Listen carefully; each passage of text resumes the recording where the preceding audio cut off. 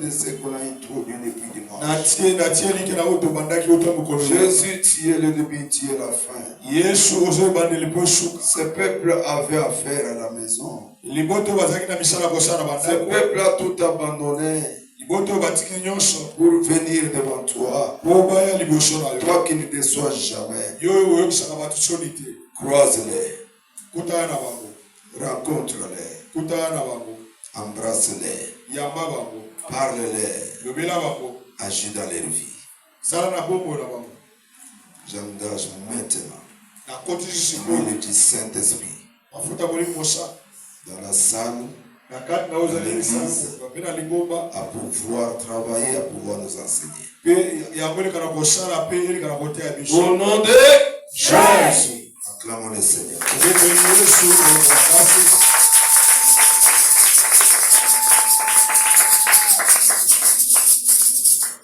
Étendez-vous, nous attaquons notre texte de base aujourd'hui.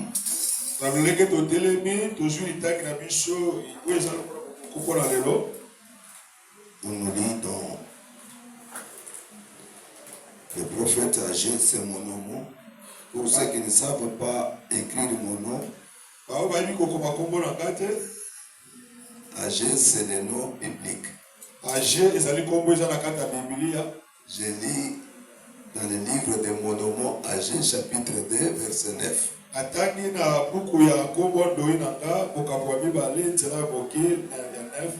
On y va. Celui qui est prêt, il lit. Chapitre 2, verset 8 à 9. L'argent est en moi. 9 seulement. 9. La gloire de cette dernière maison sera plus grande que celle de la première.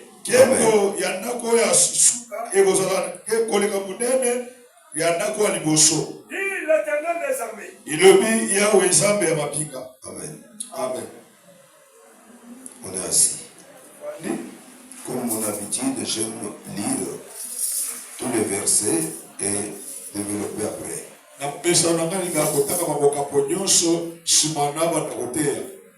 Genèse chapitre 3. Genèse chapitre 3.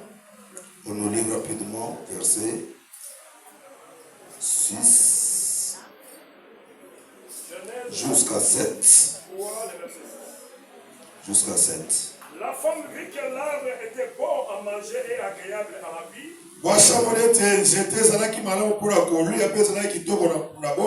Et qu'il était précieux pour ouvrir l'intelligence.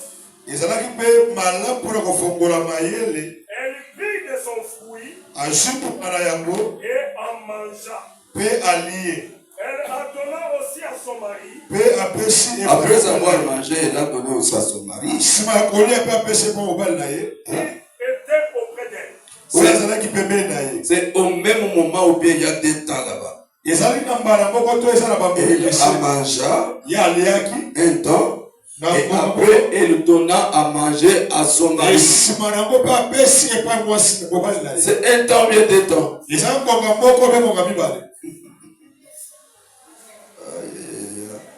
Papa, terminer la lecture, c'est la Bible. Les cieux de l'un et de l'autre s'ouvrirent. Ils connurent qu'ils étaient nus. Et ayant cousu des feuilles de figuier, ils s'enfuirent de Saint-Yves. Vous lisez très bien. Ajoutez encore Luc 22, verset 39. Chapitre 22, verset 39. Oui. Je ne sais pas s'il y a des gens qui écrivent. Notre génération, on était des écrivains de versets bibliques. Luc 22, 39 dit ceci. Ouais. Après être sorti, Ouais. il alla. Il alla où? Selon sa coutume. Où? À la montagne des Oliviers. Pourquoi? C'est fini. Amen. Il alla où, papa? Pourquoi seulement montagne des Oliviers? Fallait aller à la montagne des Manguengue. Vous êtes fâché contre moi. Vous avez peur de me répondre à la question. Vous avez peur? Non. Qui va me répondre? Il est allé seulement à la montagne des Oliviers. Et c'est là selon sa coutume. Terminons la lecture avec Ézéchiel. Chapitre 11. Verset 22 à 23. Ézéchiel chapitre 11, verset 23. Les chérubins déployèrent leurs ailes, accompagnés de roues, et la gloire du Dieu d'Israël était sur eux. En haut. La gloire de l'Éternel s'éleva du milieu de la ville. Et elle se plaça sur la montagne qui est à l'orient de la ville.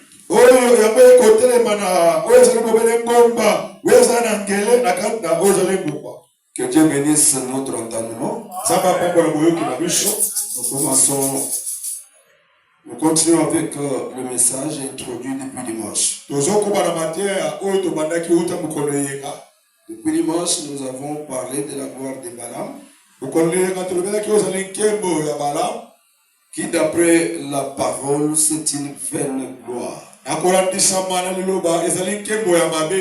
Si les hommes de Dieu nous ont choisi ce thème, c'est pour voir l'Église vivre cette gloire de Dieu. Ne vit cette gloire que celui qui n'a pas une autre gloire.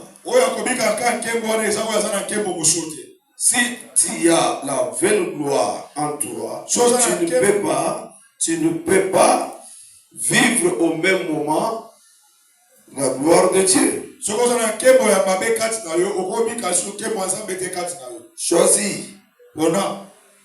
Choisis ce que tu aimes. Tu aimes quelle gloire? La gloire de Balaam.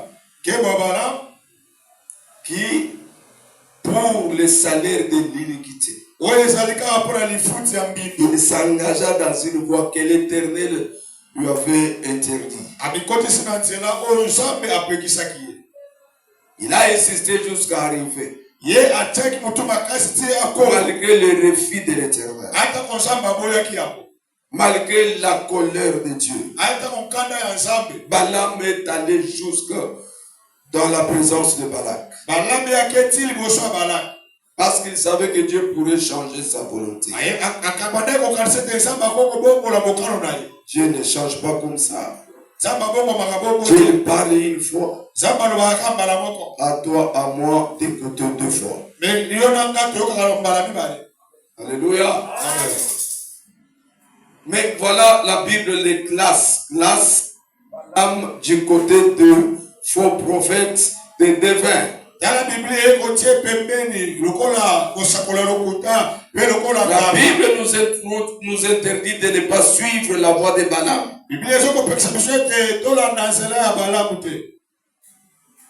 C'est lui à qui la bête a parlé. Pour lui interdire, il a toujours persisté.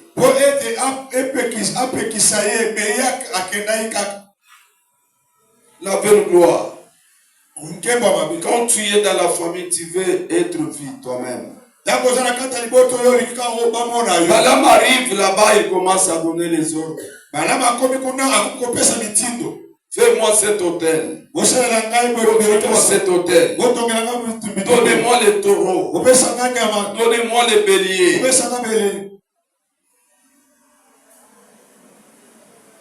Quand vous n'êtes pas chef, ne le devenez pas par orgueil.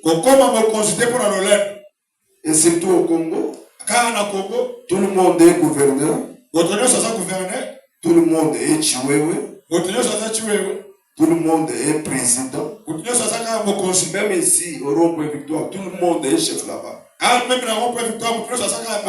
Mon président, c'est ça. Comme en église, tout le monde est pasteur. Tout le monde est président de la chorale. C'est la belle gloire, papa. Maman, c'est la belle gloire. Tu ne vas pas vivre la vraie gloire. Quand tu veux vivre la vraie gloire, tu disparais devant les yeux des hommes. C'est la vraie gloire qui va te soulever et t'exposer aux yeux des hommes. Ce n'est pas par toi-même. Ça, c'est l'œuvre de Dieu. Les propriétaires de cette gloire.